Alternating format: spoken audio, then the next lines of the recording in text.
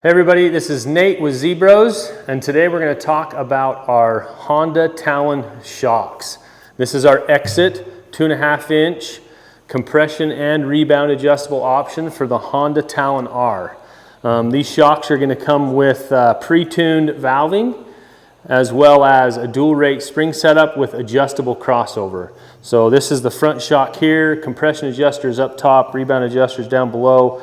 No tools required.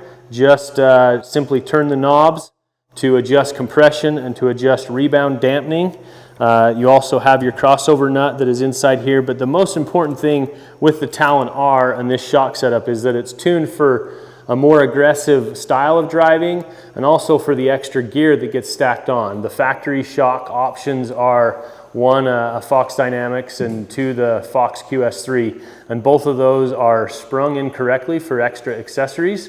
And also the valving, you can go ahead and do a spring kit, which we do recommend, and we do offer a really good spring kit for those QS3s, and we're working on the dynamic spring kit to finalize that. But if you really want the ultimate in ride quality and adjustability for different accessories and different terrains, you want to go with the Exit 2.5 inch shock option.